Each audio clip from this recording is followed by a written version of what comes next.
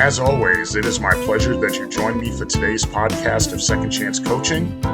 My name is Dr. Richard Lewis. If you'd be so kind as to leave me a rating and your feedback, I would very much appreciate it, and it will help others like you to optimally discover this podcast wherever you listen to this and your other favorite podcast.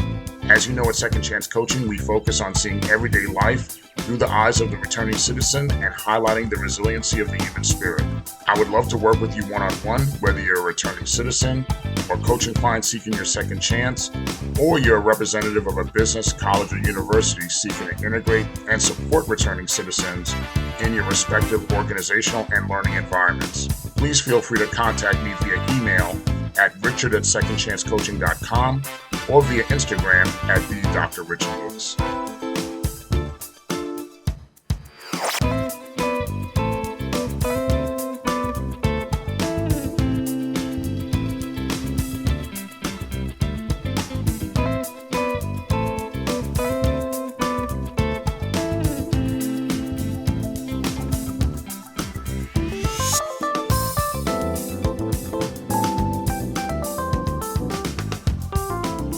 Welcome again to another edition of Second Chance Coaching. It is my hope that all of you enjoyed our omnibus episode last week, which featured all 10 of our interviews thus far that we've done on Second Chance Coaching. If you have a reentry or second chance story or project, please reach out to us and let us feature your story, your testimony, your project on Second Chance Coaching. A lot of the times with these interviews, whenever I've done them, the post effect of the interview is always that interview or that person. It spoke to someone. It spoke to someone's story, spoke to someone's struggle, spoke to someone's inspiration, and really we want those reentry voices to continue to be a part of what we do here at Second Chance Coaching, because that really is a healing mechanism for a lot of folks, an inspirational mechanism for a lot of folks. And in various different ways, both have done that for me. It's healing and it has been inspirational.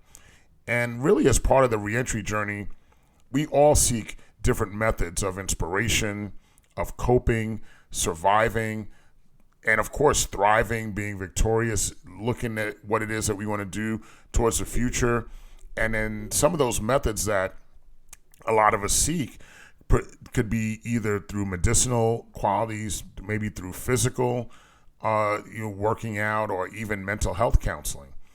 In my reentry journey, one of the things that I've sought out is really reading on and investigating philosophies that have coincided with my faith to give me peace, to give me perspective, and to really optimize the joy of life. In my desire in seeking out these philosophies, one of the things in which I love to do, as I've shared in the past, is I love to read. And I've read various books on self-help, self-improvement, autobiographies, inspirational stories. I've even read the quote-unquote how-to books, that center on business and marketing. And I've even read books that highlight the philosophies and the tenets of Buddhism, minimalism, and books reading the philosophy that I'm going to highlight today for all of you. And I'm reading and on today's podcast, and that's the philosophy of Stoicism. And Stoicism is spelled Stoicism. And Stoicism really has two meanings. First, Webster's dictionary defines Stoicism as the endurance of pain or hardship without the display of feelings and without complaint. It's also defined and identified as a school of thought in ancient Greece that really taught its students that virtue is the highest good and is based on knowledge, and that the wise live in harmony with the divine reason identified with gains in fate and providence. Stoicism also governs nature and really is indifferent to the quote-unquote ups and downs of good fortune as well as pleasure and or pain. Currently, I'm reading two books on Stoicism. The first book is by Jason Hemlock, which is called The Secrets of the Stoics, and the other book is by Ryan Holiday and Stephen Hanselman, which is called The Daily Stoic, and this really is like meditations and thoughts and readings to think of every day if one is studying Stoicism. While I didn't have a definition for it. I think I really did witness and experience Stoicism in certain forms while I was growing up. In a lot of instances, whether it was at a funeral or there's a painful dynamic, the objective by the adults that I would watch was really to swallow the pain and hold it down without expressing openly how it was affecting you.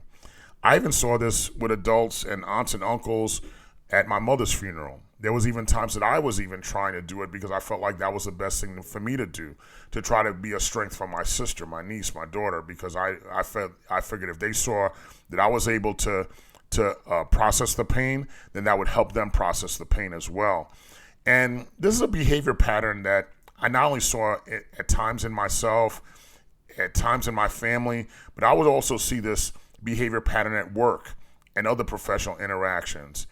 And in the times in which I saw that or thought that the pain was allowed to be expressed or I could really express it, I would probably be able to demonstrate that pain in the presence of friends, some family, or really, in the most part, just express that pain in my own solitude. Maybe many of you probably feel the same way, that you express that pain in your own solitude.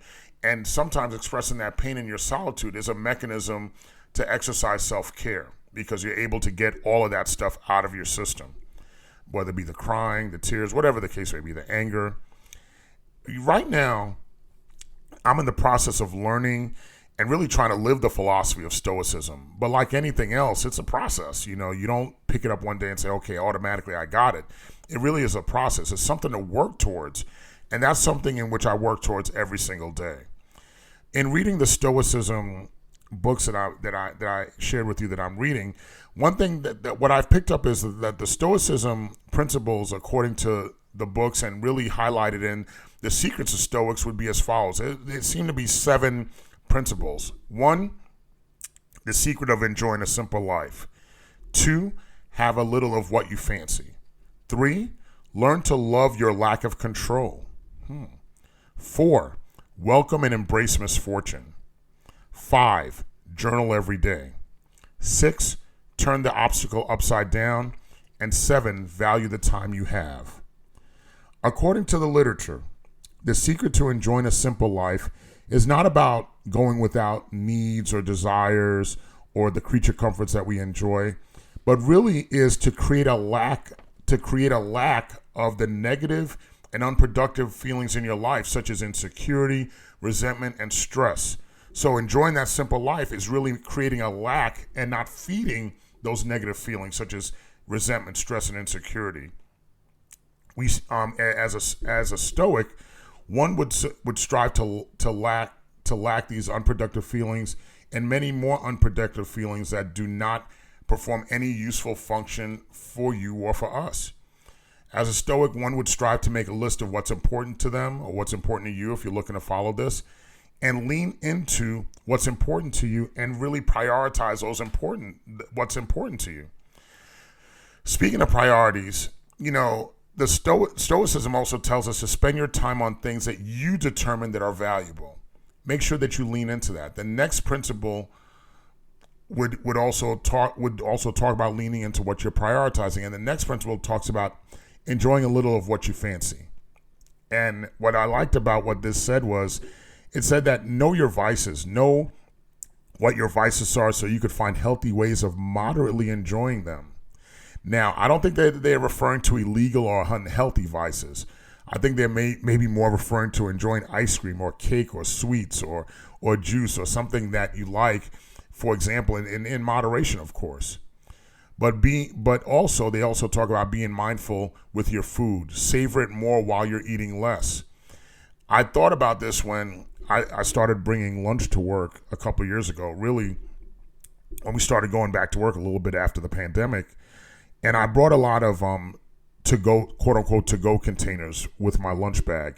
And that would control my portions because they would be very small containers.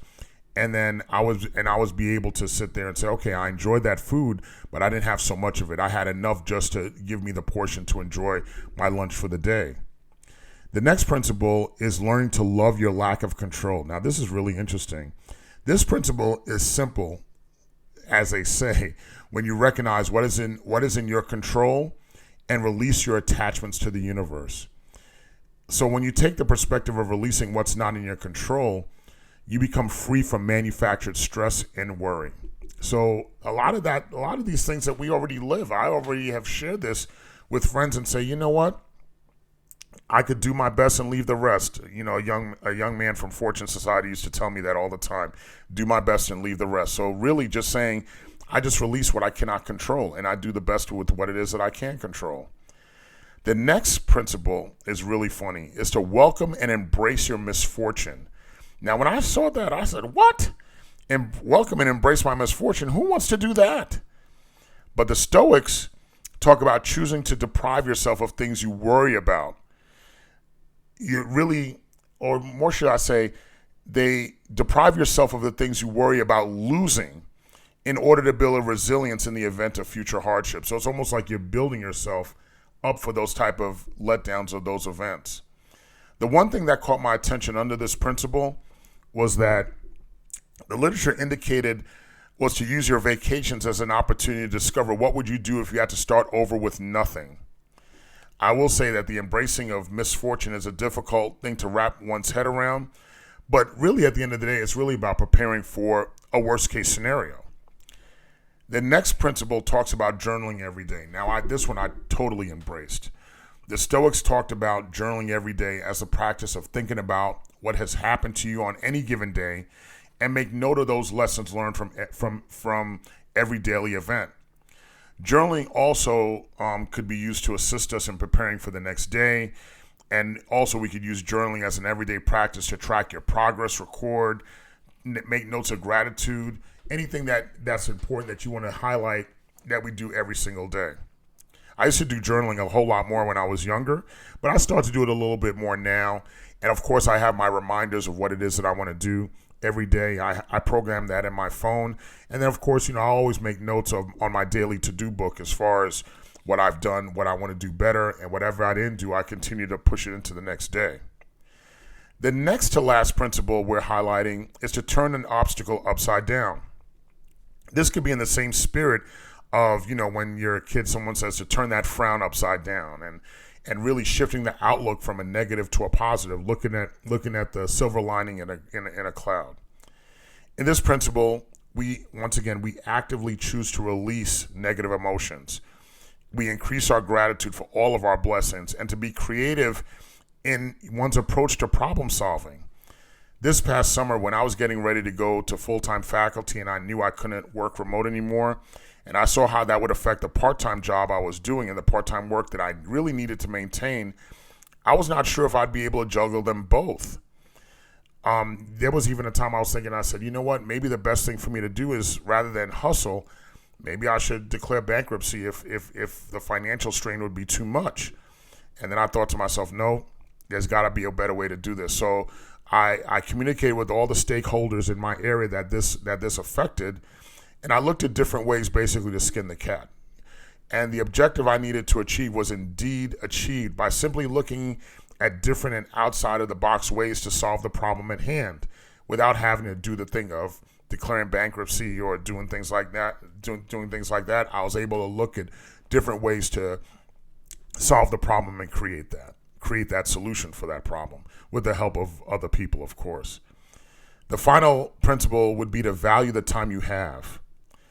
I couldn't agree with this one more. In life, we could replace clothes, we could replace money, we could replace material possessions, but what we can never replace is time. I can never replace the time that I'm spending with you right now. That time will never be replicated. And since time is such a priceless commodity, the value of the time we spend, the value of the time we give and provide certainly must be utilized with particular calculation in which our rate of return is always optimized.